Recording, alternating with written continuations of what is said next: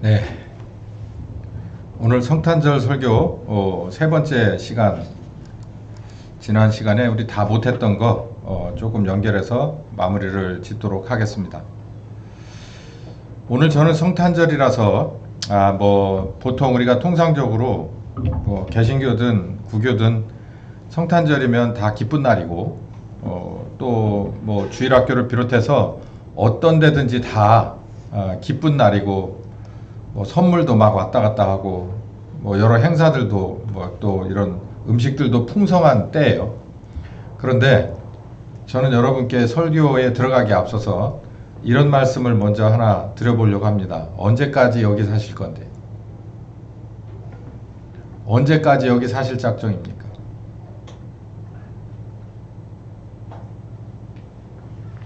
참 고민해 봐야 될 때예요. 제가 2026년도 이제 새롭게 우리 교회가 만 20년, 21년째 돼서 교학수계 정도 필요하겠다 싶어서 이제 그 틀을 마련하려고 심의하는 과정에서 그런 생각을 했어요. 야, 이거 되게 복잡하다. 이거 이렇게 복잡할 필요가 없는데, 교회는. 하려고 하니까 되게 복잡한 거예요. 그래서 여기 얼마나 우리 있으려고 그러나. 여기 얼마나 살려고. 외국에서 아주 잠깐 살아보니까 있죠. 이런 게 있습니다. 처음엔 신선해요. 야, 이게 이런 거 몰랐네. 이런 것도 있네, 저런 것도 있네. 좋은 것도 있고, 야, 이건 좀 불편하네. 이런 걸 느끼면서 시간 가는 줄 모르고 살아요. 그러다 어느 틈엔가 가끔 문득문득 생각합니다. 내가 여기 언제까지 살으려고? 특히 향수병이 이게 도지거나 아니면 몸이 아프거나 아니면 세상 살면서 여러 가지로 인해서 말도 안 되는 걸 가지고 장애물이 앞에 설 때 그런 생각이 더 들어요. 내가 여기 언제까지 살려고? 요즘 들어서 저는 그런 생각을 해요. 목회자로서 뿐만 아니라 그리스도인으로서 우리는 너무 편한 생활을 해왔어요. 지금까지. 가시밭길이 없었습니다. 비포장도로라도 길이 없던 시절도 있었는데 길이 있었고 지금은 포장이 됐을 뿐만 아니라 걸어 다니지를 않고 다 차를 타고 다니고 그것도 다 개인별로 한 대씩 두 대씩 다 타고 언제든지 다닐 수 있는 자유가 있고 자기가 원하면 뭐든지 할 수 있는 그런 시대에 그런 나라의 그런 환경 속에서 우리는 신자로서 살았어요. 그래서 성경에 나오는 우리 믿음의 선배들, 예수님 말할 것도 없고 신구약을 합쳐서 믿음의 선배 교회 사적에 있는 이런 분들의 그 어려움은 감히 상상이 안 됩니다. 근데 이제 이런 일은 더 이상 우리에게 자유는 없을 것 같고 이제 어려운 상황으로 들어가면서 이제 좀 짜증나기 시작하는 거예요. 그러면서 생각이 들게 여기 언제까지 살려고? 미성년자 자녀를 둔 여러분들은 어떻게 생각하실지 몰라도 이 질문은 모두에게 공이 똑같습니다. 여러분 여기 언제까지 사시려고요? 이게 그리스도인으로서 예수를 그리스도로 받아들인 그때부터 풀어야 할 숙제예요. 우리의 종말론적인 세계관은 애초부터 그렇게 시작했어야 정상입니다. 늦었더라도 다시 돌아가야겠죠. 왜요? 내가 싫어도 환경이 그렇게 만들어가고 있어요. 여기서 예외는 있을 수 없고 예외되면 그냥 열매 맺지 못하고 떨어진 거예요. 그거 전부 쓸어서 두엄짜리에 갖다 집어넣어서 그냥 같이 묻어버릴 거예요. 이제 더 이상 그냥 서로 섞여서 있던 때는 없어요. 이게 열매인지 쭉정인지 이제 슬슬 바람이 불면 가벼운 것들은 다 날아가고 무거운 것들만 남고 그 무거운 것들 중에서도 상처나고 점 있는 것들은 다 여러 모양으로 다 골라낼 겁니다. 그리고 나서 하나님 볼 때 쓸만한 것들만 데리고 가는 거예요. 우리 여기 언제까지 살라고요? 제가 볼 때 곧 우리 주님 오실 것 같습니다. 그게 어느 시점이든지 그게 중요한 게 아니라 돌아가는 상황과 환경이 우리를 그렇게 예전처럼 감춰져 있거나 숨겨져 있게 아니면은 섞여 있게끔 하지 않는 세상이 됐어요. 이 점 명심하셔서 여러분 지금까지 배워온 대로 우리는 어디다 대고 하소연할 수도 없어요. 워낙에 오래 배워왔어요. 이 교회 시작부터 이런 얘기를 했었고 지금까지 이런 얘기를 해요. 근데 현실이 이렇게 돼버렸어요. 그럼 여러분은 이게 물 만난 저기처럼 물 들어오니까 노져야지 라고 생각해야 됩니다. 우리 교회는 그랬었잖아요. 애초부터. 저는 지난 시간에 예수님의 십자가 사역은 두 가지 의미가 있다고 그랬어요. 하나는 누구도, 우리들 중 누구도 알지도 못했고 할 수도 없었던 원죄를 사하기 위함이다. 깨끗한 재물이 없었기 때문이에요. 어떻게 사람의 죄를 짐승의 피로 해결할 수 있단 말입니까? 없기 때문에 결국은 하나님이 세상에 사람의 몸을 입고 올 수밖에 없었어요. 그래서 그분이 우리를 대신해서 죽으실 수밖에 없어서 그 죽고 나서 우리들의 원죄를 사할 만한 권한을 갖게 되셔서 선별적으로 은혜를 주십니다.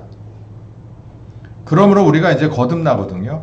그 은혜를 받아 거듭나 그리스도인이 되는데 여기서 끝나는 게 아니라 요한일서 5장 18절에도 나오듯이 하나님께로 난 자들을 지킨다고 그랬어요. 하나님이 한 번 적이지 두 번은 적이가 없어요. 그래서 아담과 하와를 저기서 잊어버리고 나서 이제 아들의 피로 다시 만든 새로운 새 사람을 절대로 잊어버리지 않으려고 누굴 붙여주시냐면 성령님을 붙여주신다는 거예요. 요즘 들어서 여러분들의 여러 설교가 인기를 끌고 있습니다. 소위 말해서 환경에 이 상황에 딱 맞는 설교들이 좀 나오기 시작해요. 그런데 아쉬움이 있는 게 그분들이 어디를 조명해 주지 않냐면 좀 부족한 점이 성령님을 조명해 주질 않아요. 성령님을 확실하게 조명해 주질 않으면 문제가 또 원점으로 돌아갈 가능성이 커서 저는 오늘 성령 이분이 지금 어떻게 우리에게 사역하시고 아버지의 뜻은 어떻게 진행되어 가고 있는가라는 것을 다시 확실하게 하려고 합니다. 예수님이 약속하셨어요. 아버지의 약속하신 것을 기다려라. 기다려라. 그래서 성공했습니다. 기다렸고 자기가 해야 될 일을 하고 약속하신 성령 침례를 받았어요. 뭘 약속했냐? 물 침례가 아니라 성령 침례예요. 물 침례는 회개의 침례입니다. 회개는 일회성이에요. 그 회개가 오래가지 않습니다. 만약에 대한민국의 교회에서 제대로 첫 은혜를 받고 거듭난 사람들이 그 뒤로 다시 회개할 만한 일을 만들지 않았다면 빛의 세상입니다. 여기는 하나님의 세상이에요. 근데 지금 보면 전혀 그렇지 않은 것 같아요. 밖에는 말도 뭐 할 필요 없고 교회 안에가 더 그래. 가만히 보면 목사 세계에서도 그렇고 말씀도 혼탁된 게 이루 말할 수가 없어요. 그거 왜 그래요? 그 사람들이 시작할 땐 잘했지만 이 물침례라고 하는 게 일회성이란 말이에요. 일회성. 내가 이 물침례를 받아야겠다 떠밀려서가 아니라 진짜 내가 원해서 받는 거야. 어떤 외압도 없고 내 진짜 신앙이고 내 믿음이고 내 고백이야 라고 해도 불과 얼마 가지 않아요. 뭔가 또 계기가 필요하고 그런 쳇바퀴 도는 그게 물침례의 한계라는 거예요. 작심삼일 신앙. 이러다가 작심삼일 신앙이 조금 지나가잖아요. 그러면 연기자가 됩니다. 연기자. 새해가 되면 앞으로 내가 올해 뭘 해야지 라고 얘기하는 게 했다 안 했다 내가 다짐해놓고 다시 어그러뜨리는 걸 한 3번 해봐요. 그러면 습관 됩니다. 습관. 그래서 어차피 못할 거 그냥 뻥이라도 치자. 그래가지고 막 아주 연기자가 돼요. 그걸 특별히 잘하는 게 대한민국 사람들이에요. 하지도 못할 거 나와가지고 요즘 젊은 세대가 특히 더 잘합니다. 그냥 뻥을 있는 대로 쳐. 근데 또 그걸 믿어. 한심하게 이를 데가 없죠. 3번 정도 속았으면 그 뒤로는 믿을 필요가 없는데 계속 그런다고 해도 믿어. 그런 상황이 계속해서 돼요. 그래서 여기 예수님이 이런 일을 아주 애초부터 방지하기 위해서 시작부터 십자가에 죽으시기 전부터 뭐라 그랬냐면 성령님에 관한 그런 다음 주자를 분명하게 얘기했어요. 그럼 이게 무슨 얘기냐면 요한복음 14장에도 내가 떠나고 난 다음에 너희에게 다른 보호자, 다른 컴포터가 따라 붙을 거다라고 했어요. 그러면 우리 이거를 한번 고민해 봐야 돼요. 지금 내게 몸을 입으신 하나님이 아닌 영이신 하나님, 보호자 되신 분이 내게 따라 붙었느냐고. 여기서부터 우리는 큰일 났습니다. 큰일 났어. 이게 무슨 얘기냐면 옛날에도 그랬지만 우리가 예수 믿기로 작정한 뒤로는 여기 이 보혜사라 말하고 컴포터라 이 원어가 돼 있는, 영어로 돼 있는 이 얘기가 뭐냐면 좋은 말로 말하면 우리의 조력자예요. 도와주시는 리더입니다. 그러나 나쁜 말로 말하면 뭔지 아세요? 우리에게 감시 카메라가 따라 붙어 있다는 얘기예요. 두 가지 다 알아야 돼요. 특히 저는 오늘 도와주시는 분에 관한 얘기는 이따 나중에 하고 이 감시 카메라 얘기 좀 합시다. 요즘 뭐 전화기 개통하려면 얼굴 저기 한다죠. 얼마 전에 제가 아들놈이 전화기를 바꿔줬어요. 한 엄청 오래 쓰던 건데 그거 불쌍하다고 이걸 바꿔주더라고. 그래서 이거를 처음에 시작하는데 얘가 나한테 요구를 하는 게 얼굴을 요구를 하더라고. 그래서 얼굴을 먼저 대야만 그 다음 단계로 넘어가는 거예요. 전 그래서 그걸 말하는 줄 알았어요. 그랬더니 이거는 통신사 자체에서 회선을 개설할 때 별도로 내 얼굴을 달라는 거예요. 제가 그래서 놀랍지도 않은 일이 계속해서 진행되길래 이런 생각을 했습니다. 아, 세상도 하나님 흉내내 가는구나. 여러분, 하나님은 여기 뭐예요? 다른 보혜자, 다 보호자고, 컴포터가요. 아까 말한 대로 두 가지 의미인데 그 나중 의미가 뭐냐면 우리를 따라다니는 감시자예요. 도와주려고 하는 분이 맞아요. 근데 도와주든 나중에 심판을 하든 반드시 감시는 필요합니다. 그러니까 따라붙는 게 필요해요. 그걸 지금 깨닫고 신앙생활하는 사람이 몇이나 될까요? 100명 중에 한 사람이나 있을까요? 하나침례교회는 100명 중에 100명 다 되시길 예수님의 이름으로 축원합니다. 여러분 24시간 여러분의 꿈도 감시하고 있어요. 성령께서 시간 내에는 잘못된 것을 고쳐주시려고 하시겠지만 이게 제대로 아버지 뜻대로 순종하고 따라가지 못하면 그 상태로 상실한 대로 내버려 두게 되면 이 모든 게 어디로 다 이렇게 압축이 돼서 올라가냐면 계시록 20장에 뭐라고 되어 있습니까? 하나님 앞에 심판대가 펴졌는데 그 앞에 책이 두 종류가 있다고 그랬어요. 두 책이 있다고 그랬어요. 하나는 생명록이고 하나는 뭐라고 그랬죠? 행위록이라고 그랬어요. 그 행위록에 다 나온다는 거예요. 저는 이 설교를 꼭 하고 싶어요. 여러분 행위록이 있습니다. 행위록. 잘못하고 잘한 것이 다 기록돼요. 여기는 여러분의 마음까지도 기록됩니다. 왜냐하면 그 말씀은 우리들의 심령과 관절과 골수를 쪼갠다고 그랬잖아요. 감찰한다고 돼 있잖아요. 감찰은 스캔한다는 거예요. 여러분 MRI 찍으면 여러분 안 나오는 게 뭐가 있습니까? 초음파 찍으면 안 나오는 게 뭐가 있어요? 머리끝에서 발끝까지 안 나오는 데가 없어요. 그런데 마음은 안 나오잖아. 그 영혼의 상태는 안 나오잖아요. 그게 정신과가 있는 거 아니에요. 근데 말씀은 한번 쭉 보면 우리들의 영과 혼과 육의 어떤 것까지도 골수까지도 다 들여본다는 거예요. 그분이 우리를 따라다닌다는 거예요. 여러분 이거 무서운 일입니다. 무서운 일이에요. 우리는요 반드시 그리스도인이 되기로 내 스스로 믿음으로 결단하고 달라붙었으면 우리는 좌우로 치우칠 수가 없는 게 왜냐면 성령께서 늘 보고 있기 때문에 그래요. 제가 무서운 얘기 하나 했잖아요. 제가 여러분을 8시간만 따라붙어 볼까요? 라고 얘기했잖아요. 여러분의 사적인 생활 속에서 제가 8시간만 따라붙어 볼까요? 9시 출근해서 5시 퇴근할까요? 그럼 여러분들 어떻겠어요? 도움되는 것도 있고 귀찮은 것도 있겠죠. 모르는 거 있을 땐 바로 옆에 물어보면 되고 내가 그 상황을 뻔히 같이 봤으니까 목사님한테 뭐 상황 설명을 할 필요도 없고 그 성령께서 여러분을 24시간 따라다닌다는 거예요.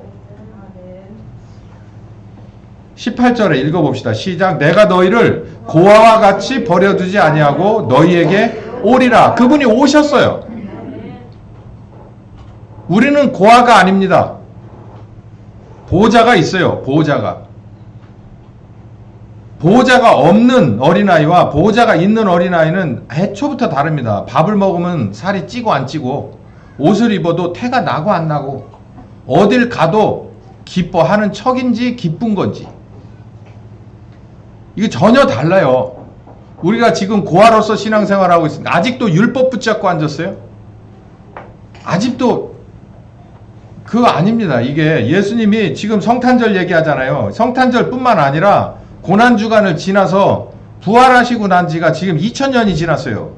그러면 성령께서 오신 지 최소한 우리 시간 속에서 2000년 이상 지났고, 내가 지금 거기다 나이를 집어 넣어보면 그 안에서 예수 믿기로 시작한 그때부터 지금까지 성령님은 내게 계셨다는 거예요. 여러분, 다 기록돼 있어요.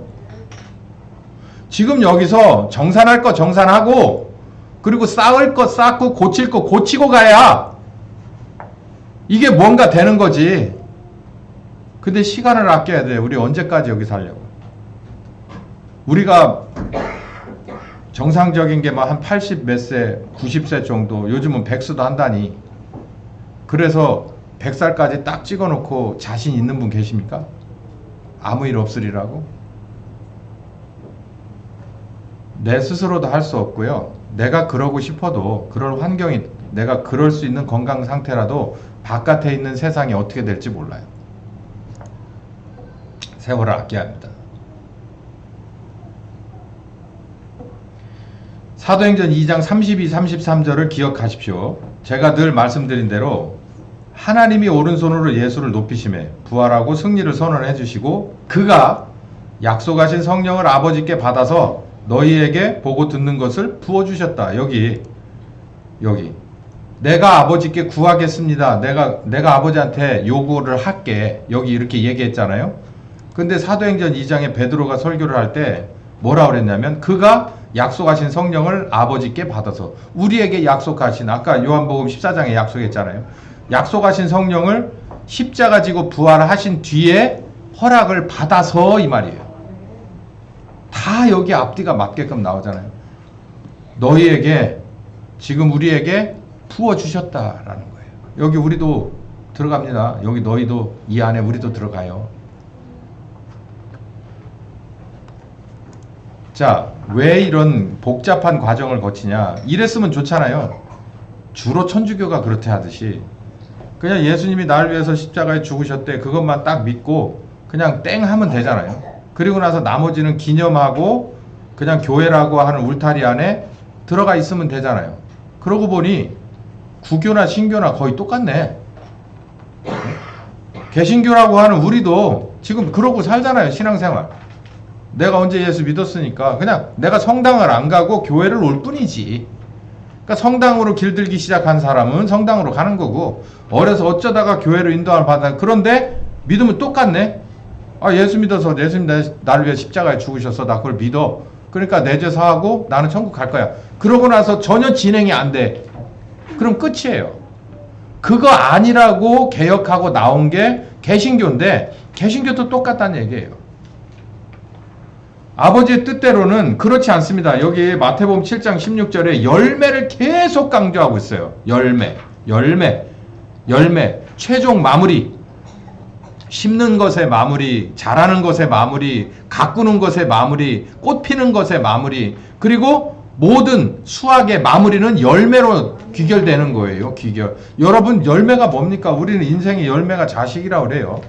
뭐 그럴 수도 있죠. 생물학적으로 볼 때 자식일 수도 있습니다. 근데 여기 볼 때는요, 구원은 개별적인 거라서 꼭 그렇잖아요. 우리가 신앙생활을 시작해서, 우리들의 그냥 죄인의 삶은 의미가 없고, 신앙생활을 시작해서, 왜? 예수님의 그 피값을 우리가 차용했으니까, 심었으니까, 그로 인해서 살 기회를 얻었으니까, 그러면 답을 내놔야 하잖아요. 그게 열매예요. 근데 우리는 어디까지만 생각하냐? 그러니까 목사님 우리가 믿었다고요 라고 얘기해요. 근데 왜 열매를 계속 얘기하냐고. 믿음에도 열매가 있는 거예요. 믿었으면 믿은 증거를 내놓으란 말이에요. 네가 포도나무면 포도나무인 증거를 내라는 거예요. 네가 감나무면 감 열매를 내놔서 증거를, 네가 감나무인 것을 증명하라는 거예요. 네가 그리스도인이면, 네가 거듭난 그리스도인이면 그리스도인의 열매를 내놓으라는 얘기예요. 그렇지 않으면 아버지 뜻대로 된 것이 아니라는 얘기죠. 그러니까 우리의 구원은 시작이 있고 마무리가 있는 거예요. 시작은 입으로 시작해요. 예? 정확하게 말해서 로마서 10장 10절에 내가 마음으로 믿고 입으로 시인하는 데서 시작을 합니다. 그러나 이 믿음의 끝은요, 우리들의 열매가 있어야 되는 거예요. 열매를 그것도 누구 눈에 맞아야 되냐? 하나님 눈에 맞아야 된다는 얘기예요. 근데 우리는 주로 열매도 뭘로 만든다고요? 입으로 만들어내. 나더러 주여 주여 하는 사람 소용없다. 여기 보면 그 커트라인이 되게 높습니다. 왜 그러냐? 왜 그런데요? 라고 지금 반문을 해요. 우리가 주의 이름으로 선지자를, 야, 선지자 대단하네. 귀신도 쫓아내 대단하네. 많은 권능도 행했네 대단하네. 우리나라로 이걸 빗대서 말하자면 내가 교회를 몇 개를 개척한 줄 아십니까? 내가 교회를 몇 개를 건축한 줄 아십니까? 이런 얘기예요. 내가 어떤 은사를 베풀어서 많은 사람들을 병고침을 하고 하는 이런 거 얼마나 한 줄 아십니까? 라는 거예요. 근데 여기 보면 이게 하나님의 그 기준에 맞는 열매 아니라는 얘기예요. 뭔가 빠졌다는 얘기지. 우리가 볼 땐 이거 열매라고 생각해요. 이게 교회 성장이에요. 교회 성장하면 열매라고 생각하는 사람들이에요. 숫자로, 크기로, 그리고 많은, 하여간 돈 처발 하면 그 돈이라는 게 어디서 나오냐? 교인들 숫자와 헌금에서 나오지 않냐? 그게 성장이야. 이렇게 생각하는 거예요. 그 세상 사람들하고 똑같은 거예요. 근데 여기 나오잖아요. 성장해서 안 된다니까. 거기 플러스 뭐가 있어야 된대. 여기 특별히 이런 22절에 그날에 많은 사람들이 나들어와서 주여 내가 주의 이름으로 선지자 노릇했고요. 귀신도 쫓아냈고 많은 권능도 행했거든요. 라고 하는데 불법이라는 거예요. 아, 그럼 우린 되게 심각해야 돼. 신앙생활을. 특히 목회자들은 내가 어디에다가 초점을 맞추고 목회를 했는가. 잘못하면 매 많이 맞습니다. 목회자들은 각오해야 돼요. 잘하면 상급도 클 거지만 못하면 매도 많이 맞는 거예요. 아는 사람한테 많이 구한다고 그랬어. 이 점을 우린 분명히 알아야 돼. 야고보 2장에 보면 행함이 빠진 것은 그 자체가 죽은 거라는 거예요. 그러니까 입으로 말하는 거 하나님은 안 쳐준다는 얘기예요. 그냥 믿고 기다려주는 건데 답이 없으면, 그 짝이 안 맞으면 하나님은 그냥 없는 걸로 친다는 거예요. 아주 간단한 거예요. 이게 하나님 앞에서 반올림은 없다는 얘기예요. 입으로 말하는 건 50%고 나머지 50% 짝이 붙어야 하나가 완성해지는데 그게 없으면 소용없다는 거예요. 말로 고백했냐? 그럼 행동으로 증명해라 이 말이죠. 자력으로도 안 됩니다. 여기서 이제 계속 또 어려워져요.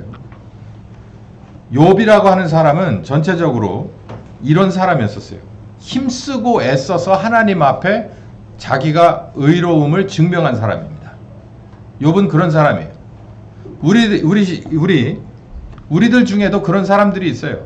그런 목사, 그런 성도들이 있습니다. 힘쓰고 애써서 하여간 정말 초인적인 힘을 내서 목회도 하고 그리고 신앙생활도 하는 사람들이 있습니다. 근데 이것도 고민해 봐야 될 게 뭐냐면 이게 또 아버지의 뜻대로 아니라는 거죠. 아까 말했잖아요. 그 큰 권능도 소용없고 아버지 뜻대로 안 했으면. 그럼 아버지 뜻이 뭘까? 그 큰 이 은사도 행했고 그래도 아버지의 뜻이 없으면 그것도 소용없어. 그 귀신도 쫓아내서 아버지의 뜻이 아니었으면 그것도 소용없어. 그럼 아버지 뜻이 뭘까? 욥에서 우리가 찾아볼 수 있어요. 욥은 어마어마한 사람이에요. 이 정도로 정말 의지가 강하고 자기의 모든 것을 투자할 만한 사람은 없습니다. 그런데 욥에서 1, 2, 3장 정도가 욥의 의로움이 그 자기의 힘으로 그리고 깡닥으로 믿었던 믿음이고 나머지 뒤로는 여기 40장까지 정도는요 다 하나님 앞에 트집 잡고 욕하는 장면이에요. 어디다 대고 욥이 인내의 사람이라고 말합니까? 욥은 애초에 시작에 인내라는 것 자체가 없어요. 자기가 가진 걸 다 쏟아붓고 난 뒤로는 하나님 앞에 계속 욕했어요. 계속. 읽어보세요. 계속 욕했다고. 계속. 내가 좀 안 낳았으면 난 내 생일을 저주한다는 둥. 지가 낳고 싶어서 난 거 아니잖아. 하나님 욕하는 거잖아요. 어마어마한 욕을 한 사람이에요. 그래서 욥인가? 욕이라고는 할 수는 없잖아. 그러다가 나중에 42장쯤 와가지고 하나님이 너 똑바로 서. 그러고서 앞에다 세워놓고 정확하게 지적을 합니다. 그러자 이렇게 고백해요. 무지한 말로 이치를 가리우는 자가 누굽니까? 이게 지가 스스로를 말하는 거죠. 내가 스스로 깨달을 수 없는 일을 말했고, 그러니까 내가 봐도 참 한심합니다. 이런 얘기를 쭉 썼다가 5절부터 읽어봅시다. 시작. 내가 주께 대하여 귀로만 들었었더니 이제는 눈으로 주를 배웁니다. 그러므로 내가 스스로 하나고 티끌 가운데서 회개합니다. 여기서 우리 좀 봐야 될 게, 귀로 들어가지고선 소용없어요. 뭘로 봐야 된다는 거예요? 눈으로 봐야 된다는 거예요. 여러분, 하나님에 관해서 귀로 들으면 소용없습니다. 눈으로 봐야 돼요. 예수님도 마찬가지예요. 귀로 들어가지 소용없어요. 눈으로 봐야 합니다. 그러면 어떻게 해야 그렇게 될까요? 어떻게. 그게 바로 성령께서 하시는 일이에요. 성령께서. 귀로 듣는 건 사람이 하는 거예요. 눈으로 보는 건 성령께서 하시는 일입니다. 한번 좀 더 나가보죠. 갈라디아서 3장 10절부터 12절까지 보면, 무릇 율법 행위에 속한 자들은 저주 안에 있는 것이다. 기록된 바 누구든지 율법책에 기록된 대로 온갖 일을 행하지 아니하는 자는 저주 아래 있는 것이다 하였기 때문이다. 또 하나님 앞에 아무나 율법으로 말미암아 의롭게 되려고 되지 못할 것이 분명하니 이는 의인이 믿음으로 살기 때문이다. 율법은 믿음에서 난 것이 아니다 라고 얘기해요. 우리가 이 내년도 이제 규약 때문에 고민을 하고 있어요. 몇몇 안 되는 운영위원들이 모였습니다. 근데 이거 규약을 쭉 펼쳐보니까 보통 한 3페이지 정도밖에 안 돼요. 우리 교회 규약은. 근데 이거를 다들 이것도 구멍이고 저것도 허점이고 이것도 공평하지 못해. 다들 한마디씩을 하고 나오는데 그 말이 틀린 말은 아니에요. 근데 그 구멍을 메운다고 열심히 메워놓으면 어떻게 되느냐면 그 옆에 거가 또 구멍이 뚫립니다. 그게 율법이에요. 그 또 옆에 있는 구멍을 막으려고 또 뭔가를 하잖아요. 뭔가 조치를 하잖아요. 그러면 또 옆에가 또 드러나요. 그래서 규약이 그렇게 되면은 한 권이 나옵니다. 교회가 커지잖아요. 그럼 보는 눈도 제각각이잖아. 다 이 있습니다 하고 얘기하잖아요. 10권도 될 수 있습니다. 근데 이게 바로 율법이에요. 율법. 하나님은 이런 분이야. 그래서 10가지 계명을 줬습니다. 이것 중에서 절대 이거는 정말 니네 진짜 세상이 두 쪽이 나도 이 말씀은 영원토록 있는 거야. 10개의 계명을 줬어요. 이거는 죽었다 깨어나도 계명은 옵션이 아니에요. 반드시 해야 되는 거예요. 10개의 계명을 딱 줬어. 근데 그 10개의 계명을 주고 나니까 그 빈틈이 있는 거예요. 요것만 하라고 그랬지? 요거는 아니잖아. 그러고서 또 딴짓을 하는 게 생겨요. 그러면 이제 그거 하지 말라고 율법이 있습니다. 율법을 또 해석하고 규례를 만들고 제사장이 만들고 랍비가 만들고 서기관이 만들고 다 만들어서 촘촘하게 짜놓은 것이 그게 탈무드고, 뭐 그 안에 가보면 어마어마한 것들이 히브리 대학에 가보면 잔뜩 있어요. 그건 믿음에서 난 것이 아니에요. 그 어마어마한 율법의 글로도 하나님을 다 표현해내거나 규정해낼 수 없습니다. 그러니까 아버지 뜻대로라고 하면 이제 우리는 뭔가를 좀 발견하게 되는데, 그게 바로 아버지가 그렇게 할 수밖에 없었던 건 글씨로 이들을 하나님의 자녀 만들 방법을 포기해버린 거예요. 그리고 나서 무엇으로? 하나님의 영으로 만들 계획을 세운 겁니다. 그러니까 우리는 하나님의 율법이 무언가를 머릿속에 고민할 게 아니고 하나님의 모든 율법부터 시작해서 규례까지도 완벽하신 하나님의 영이 내게 계신가를 봐야 돼요. 여러분, 요즘은 다 휴대폰 다 스마트폰이잖아요. 요즘은 다 불러서 말하잖아요. 아내 전화해. 그러면 우리 집사람한테 전화를 합니다. 그러면 뭔만 고민하면 됩니까? 여러분 집을 나설 때 내가 뭘 가지고 나왔나? 휴대폰으로 다 결제도 하고 뭣도 하고 다 하잖아요. 신분증도 이 안에 다 있잖아. 그러니까 내가 지금 뭘 들고 나왔나만 고민하면 되는 거예요. 휴대폰만 들고 나오면 돼요. 자동차도 휴대폰으로, 뭣도 휴대폰으로, 뭣도 휴대폰으로 다 하는 거예요. 자동차 키 챙겼나, 뭐 회사에 어떤 키 챙겼나, 출입증 키 챙겼나, 뭐 했나 고민할 필요 없어. 전화번호부 챙겼나, 수첩 챙겼나, 이거 신경 쓸 필요 없어요. 다 이거 하나 안에 다 들어있어요. 대신 뭐 물론 100%겠지만 이 휴대폰이 시키는 대로 그냥 순종하고 잘 따라가잖아요. 다른 방법도 없으니까. 여기서 차이점이 있는 거죠. 우리는 다른 걸 고민할 게 아니라 우리 가운데 성령님이 계신가를 고민해야 돼. 아니, 계시긴 하지. 정확히 말하면 그분이 말씀하시는 걸 내가 제대로 알아듣고 제대로 순종하느냐가 문제지. 그러면 우리는 길을 잃을 수가 없어요.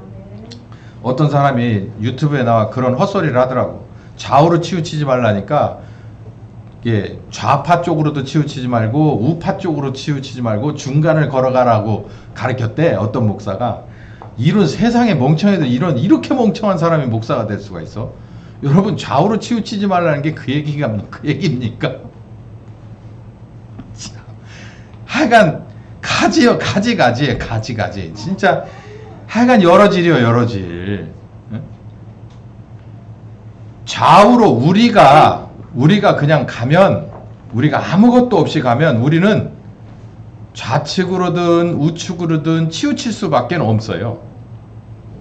그게 정치적인 좌측이든 정치적인 우측이든 꼭 정치면이 아니라 이 세상에 이 시커먼, 이 칠흑같이 어두운 세상에 살아갈 때 우리들 혼자 가면 아무리 믿음 세다고 입으로 막 그냥 하늘에서 별이라도 따 내릴 것 같은 사람도 그냥 놔두면 슬슬 이렇게 얼라이먼트 봐야 되는 자동차처럼 쑥 왼쪽이든지 오른쪽이든지 핸들 놓으면 쭉 간다고요.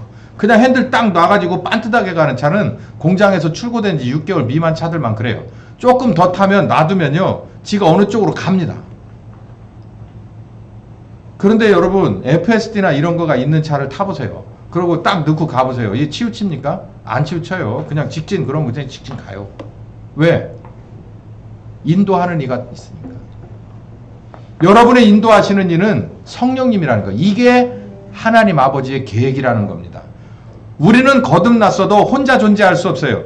우리는 혼자 걸어낼 수 없어요. 혼자 뚫어낼 수 없어요. 원래 그런 존재예요. 그러려다가 선악과를 따먹었어요. 그렇기 때문에 그 약점을 누구보다 잘 알기에 우리에게 두 번째 기회를 주고 나서는 성령님을 보내주신다는 거예요. 너는 그분만 꼭 붙잡고 가라는 얘기예요. 그 정신 똑바로 차리고 가라는 얘기예요.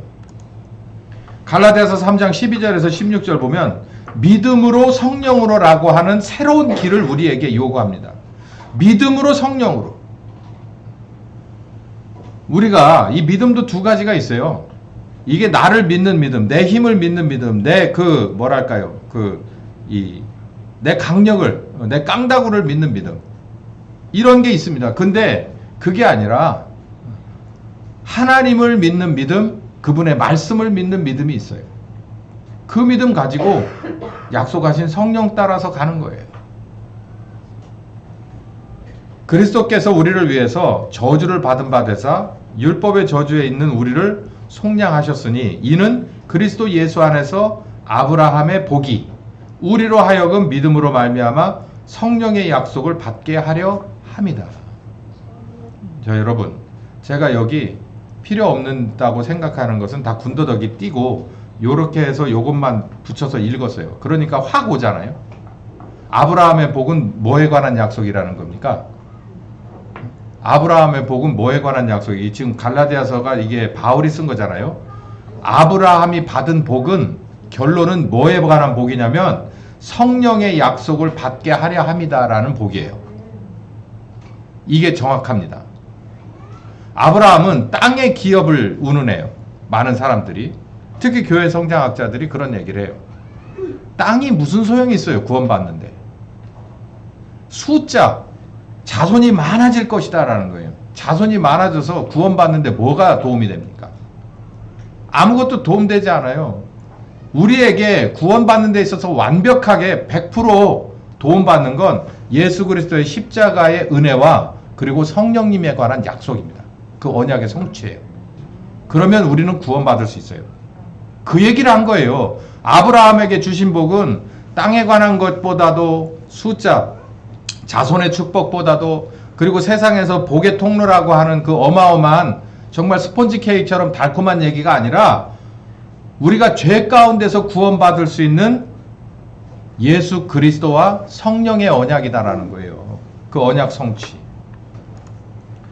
로마서 8장 2절부터 6절에 이것도 우리 8장 뭐 거의 외우다시피 한대잖아요.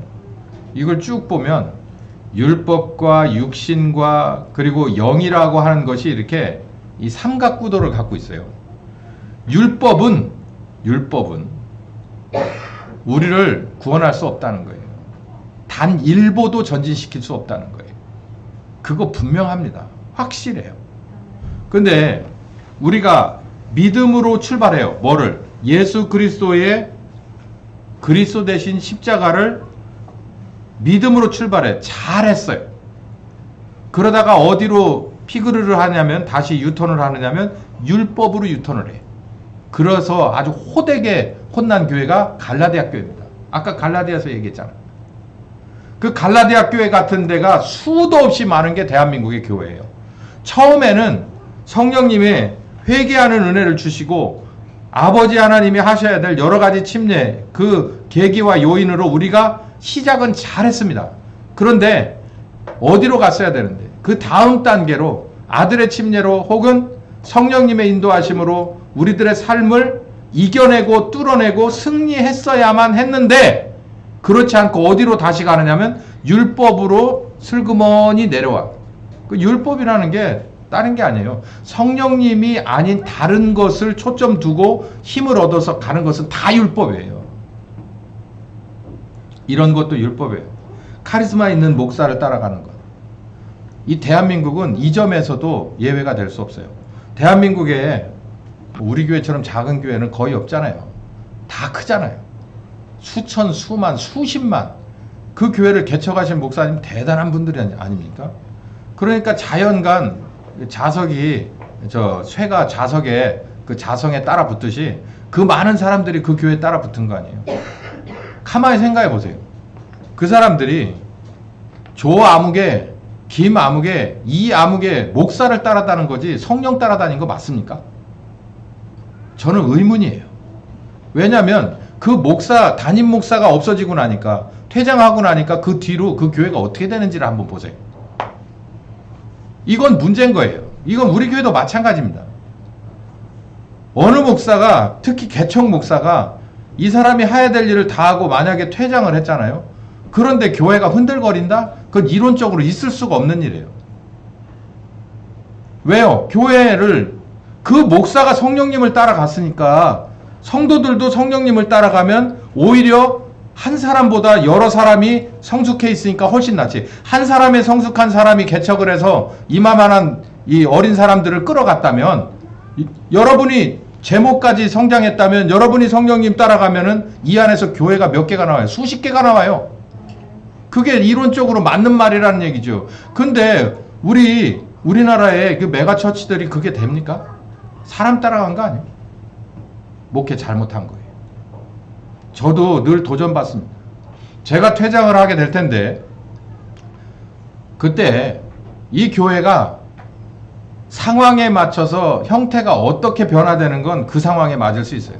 그러나 그 교회에서 그 말씀의 맥이 끊어졌다더라. 그 목사 지나고 나니까 그거 다 유야무야 됐다더라. 그러면 그 책임은 저에게 있어요.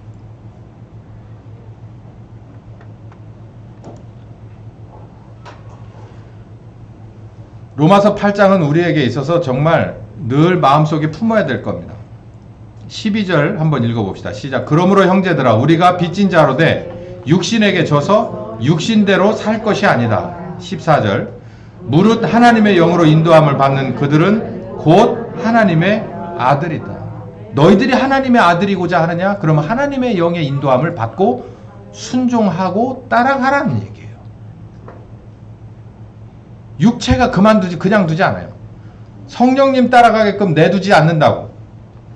내가 아침 새벽에 일찍 일어나서 말씀 읽고 묵상해야지. 그러고 나서 일어나려고 하면 몸이 천근만근이고 한 일주일은 정신 못 차리다가 한 달쯤 지나면 몸이 막 알아 눕습니다. 그러고서 계속 그래요. 네가 아침에 할 일도 바쁜데 새벽에 일찍 일어나서 그래. 계속 그러는 거예요. 그 여기 뭐냐면 육신에게 지지 말라는 거예요. 육신에게 지면 그냥 끝이라는 거예요. 율법의 마지막 기지가 육체이기 때문에 그래요. 육체는 시간과 공간을 초월할 수 없잖아요. 영은 시간과 공간을 초월하잖아요.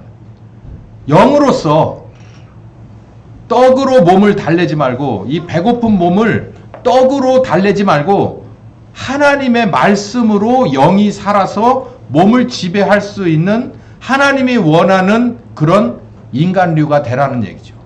그렇게 되라는 얘기예요. 우리 그러려고 그게 아버지 뜻이라는 거예요. 그게 아버지 뜻.